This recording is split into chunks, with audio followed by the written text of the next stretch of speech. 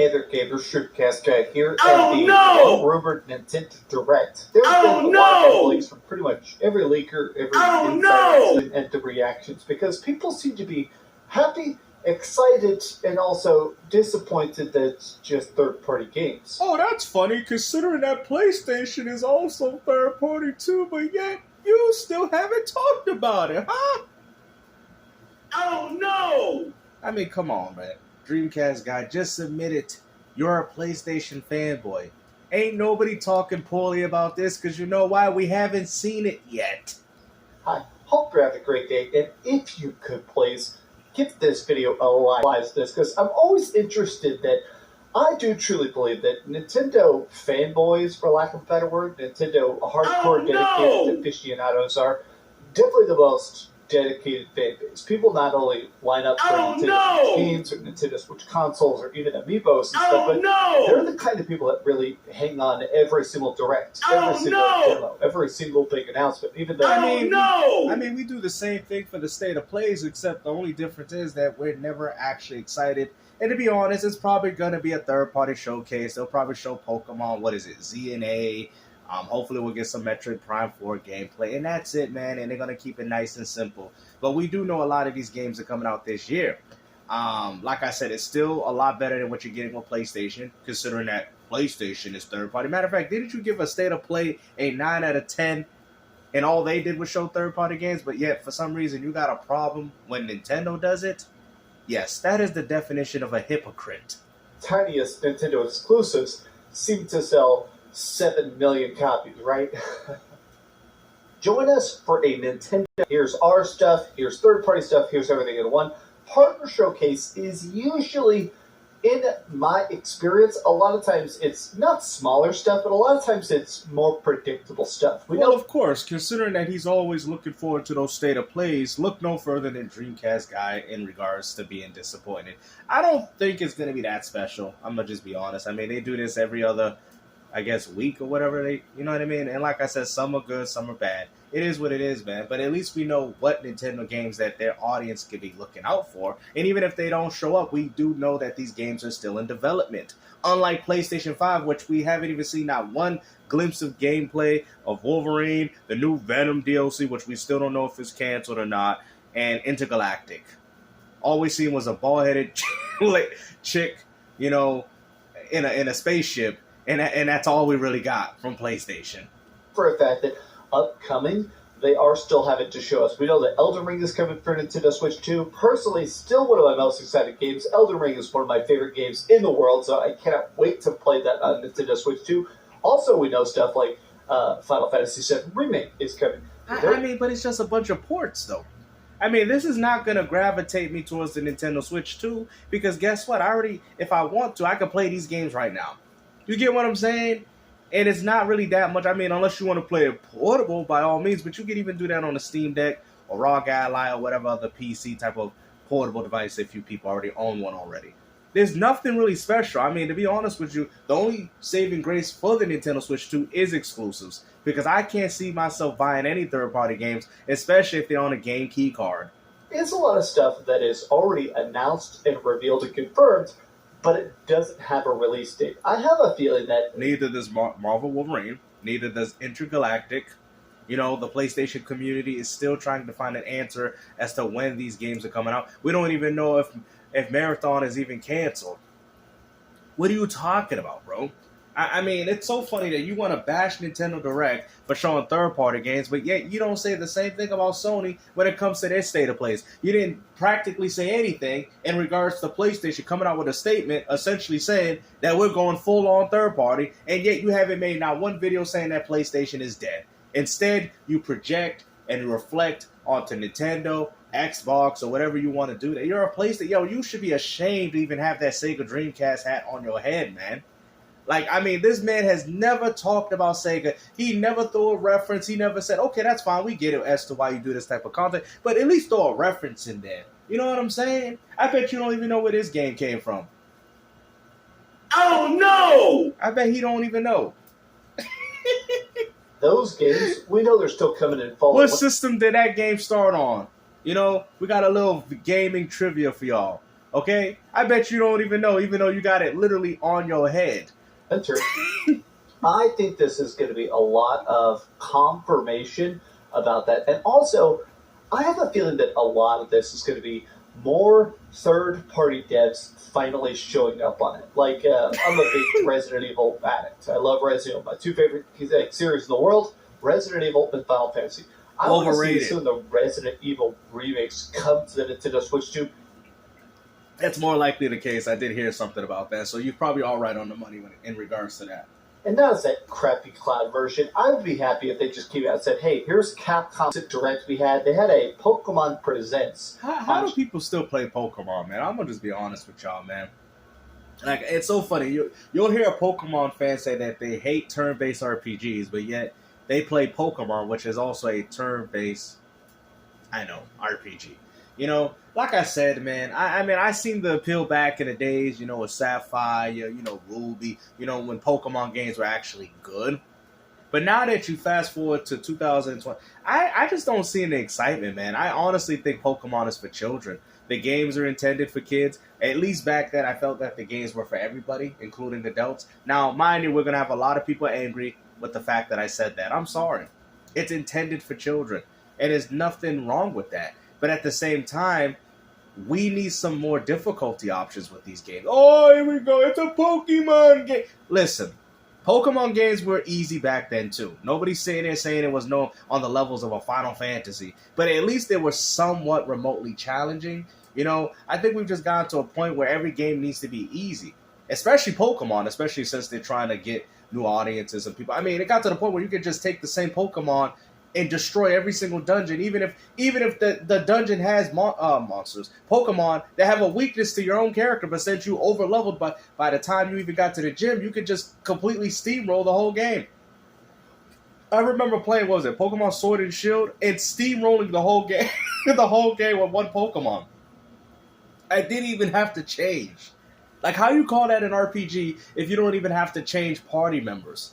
Like, that's my point, though. That's why I feel like where Pokemon needs to get better at, because I'm not saying that I understand that it's a children's game, right? Well, it's really E for everyone. That means everyone should be able to play it. But at the same time, though, there's just some mechanics in the game that just doesn't make sense. It's super effective, but yet, since you got, the mainline Pokemon, oh, well, he don't die as quick as the others, and you could just steamroll the whole game with just one Pokemon.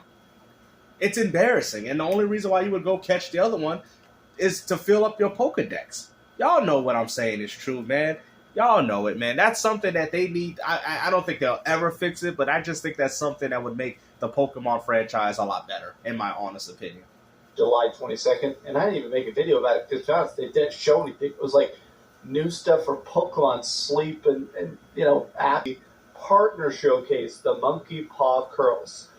Oh no!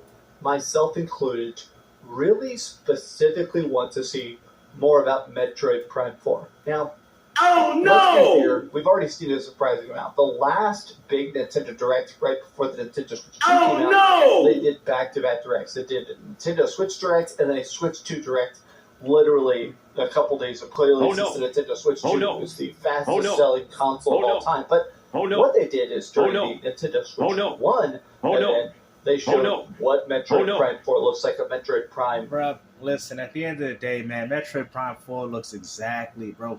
I'm going to be honest with you. The game don't look that impressive, bro. It looks like they just took elements from the GameCube remastered version, shined it up a little bit, gave it that little car wash treatment.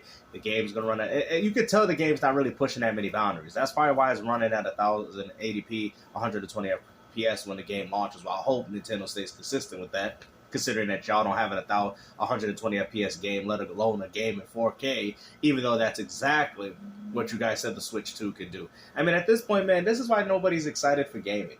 This is why nobody cares, bro. You guys keep talking about these platforms. I mean, even with Xbox, y'all really think I defend it? I'm just defending Xbox because I feel like they are outputting the most games and they're providing it through an incredible service of Game Pass Ultimate. But yes, I go as far to say that Xbox, it took you guys a little too long to get to that type of momentum. Now that they're here, now that I'm enjoying it. But yeah, 5 years, guys, you got to think about it, man. Because I actually had a conversation with some people. I mean, we went from Gears of War 1, 2, 3, and Judgment all on one system to just getting Gears E Day. We went from the days of Uncharted 1, 2, and 3 to just not even getting an Uncharted game at all. Not even getting a sequel to The Last of Us. Not even getting a sequel to Days Gone. Cross-generation God of War is not even a next-gen God of War, like how God of War 3 was when it came out on the PS3. Or even God of War the reboot. Even I don't care for that game, but at least it was a next-generation God of War. We didn't even get a next-gen Street Fighter. We got a PS4 version reskinned for the PS5. Understand that this generation has been nothing but embarrassment. I have not seen no true evolution as to how we go about playing gaming. It is complete trash. All they're doing is putting performance options in the same games that y'all been playing from last gen. And you guys are accepting that. This is trash. Elden Ring, PS4. Bro, you guys want to sit there and say, oh, why are people abandoning gaming? This is the reason why. Because there's nothing fun about it. I remember going from 2D to 3D, and I'm like, wow, my mind was blown. Game 64, my mind was blown. You know? Even going from the PS2 to the PS3, I was like, oh, wow, my mind was blown. But once with PS3 and PS4, I did see the differences, but I was starting to see them less. PS4 to PS5 is even lesser. Does that make sense? Now we're just looking at PS4 games masqueraded as PS5 titles with 60 FPS options. Would you all agree with that? I really think gaming really stagnated with the PS4 and the Xbox One. Things haven't really changed since then. You know what I mean? I mean, we went from the old days when sports games was introducing sweat with the high definition graphics and all that. What advancements are we seeing? We're not seeing anything. They're not making no real significant changes. They're relying on old hardware. They're just putting performance options to it. That's what they're doing. So we'll have to see what GTA 6 is going to provide for the gaming community, because hopefully they go levels and beyond what we've ever seen. Maybe it will. Maybe it will. But until then, I won't not support that game until I see what Rockstar is really trying to push for this game. Because as of right now, that's what got me into gaming. The challenge of it and the evolution. Okay? We're not seeing that evolution no more, man. If anything, games are devolving.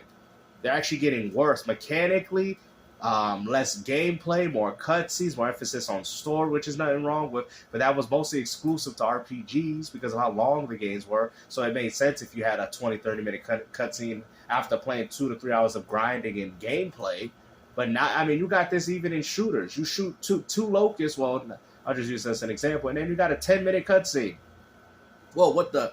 I picked up a ladder in Last of Us. Now I'm talking to this little girl that I'm trying to escort to the Fireflies. Like, what is this? Like, what kind of pacing is this? Why did I pick up one ladder, do 2-3 boring puzzles, found a backpack with a weapon in it, finally got it, got the gear, then cutscene. As soon as I'm about to have fun with the game, oh yeah, this game's picking up. Boom, cutscene. The pacing of these games is horrible. I'm sorry, bro. And Nintendo, I mean, but Donkey Kong Bonanza is by far their best game. They drop in Mario Kart World. I mean, a month after the game's released and people are not wanting to play it anymore. The hype is dying out already? Are you serious? Mario Kart 8, even on the Wii U, is still very much popular. And that came out in 2014.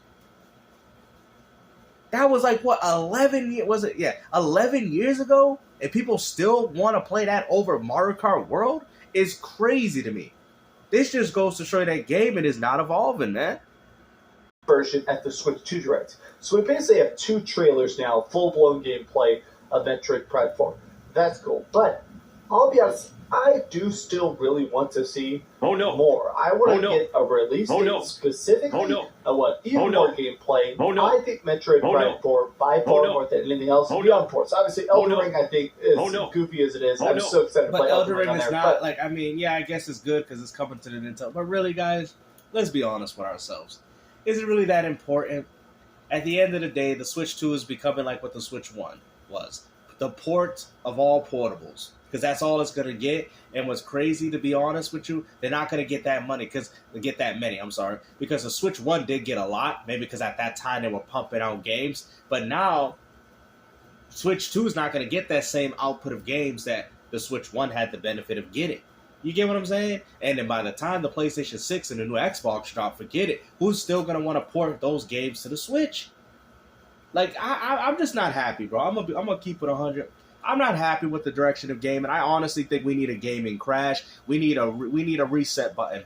You know, we need to hit that reset button right now because I am not fond. Now, mind you, these companies don't care because they're getting their money from other different faucets. But as a consumer that has been playing gaming for 30 years, I am severely disappointed. And I think a lot of people that have been playing for as long as I have or even older, we are all starting to see through the nonsense. Bro, I was playing Xbox. I'm playing Cotton right now. I'm actually playing that. That's a classic. It's on sale right now. Make sure you guys go pick that up. $2.99. Right? For 2 Cotton titles. Very good games. Good shmups. So, anyways, I'm playing that and I'm having a ball. I go play my PS2 and I'd rather play that than my Xbox. Like, I'm sick and tired of this, bro. You know what I'm saying? And to me buying a next-gen system to play Soul Reaver again is kind of disappointing. I'm not saying I don't like seeing the games. I'm not saying I don't like them. But I pick up the Xbox to play their games and what makes them special. Same thing with the PlayStation 5. I guess exclusives would be a part of that argument. Now I see what fanboys are talking about. But the games that they're outputting is not enough. That's what I'm saying. It's mostly just the game output. We're not getting enough. We went from the freaking 360 with Ninja Gaiden 2, Ninja Gaiden 3. They had a Ninja Gaiden Yaiba game or whatever it was called. I remember. To now just luckily getting Ninja Gaiden 4. Like, what is this crap? They're like, yeah, that's true, GameStop. I mean, you can go, let me see, we can keep going on. We're not getting nothing. I mean, if you compare this to any generation of 360, bro, you have Perfect Dark Zero, Cameo. I can list the games within 2 years, right? Perfect Dark Zero, Cameo, right? What was the other game they had? AMP 3. NBA 2K6, NBA Live 06, Madden 06, Fight Night Round 3. They had so many games early on. Gears of War, Lost Planet, Dead Rising. New IPs at the time, too. Dead Rising. These all games came out real early within the 360 lifespan.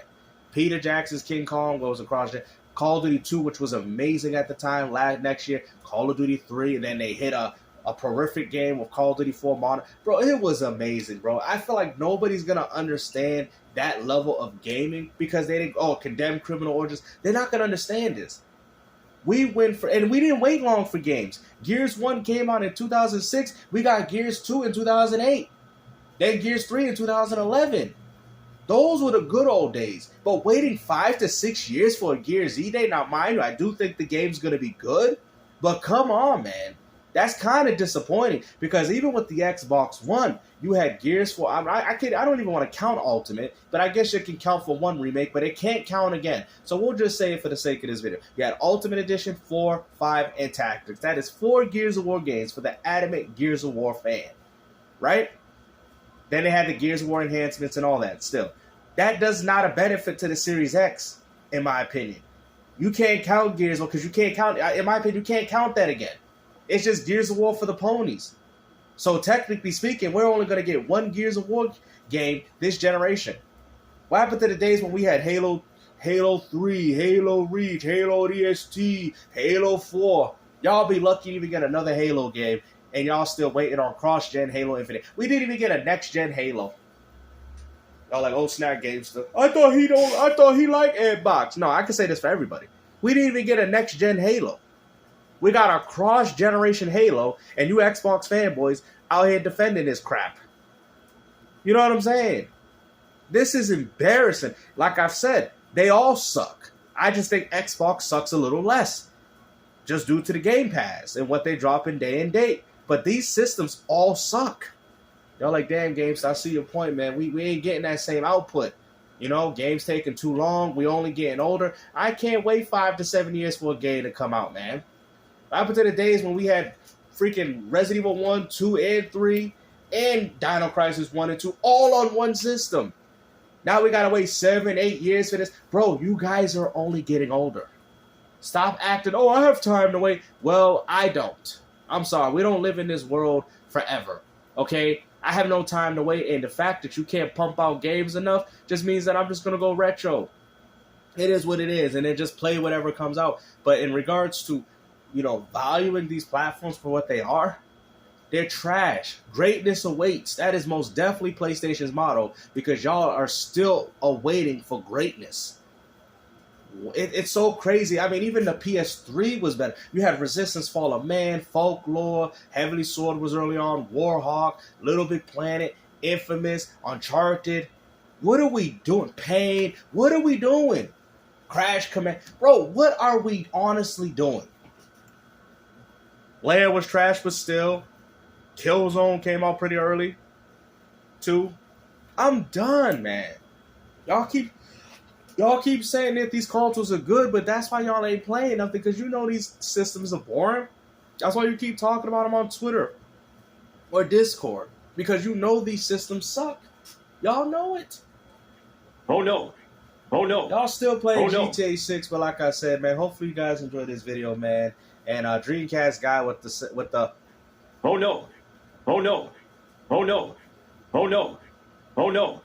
Oh no.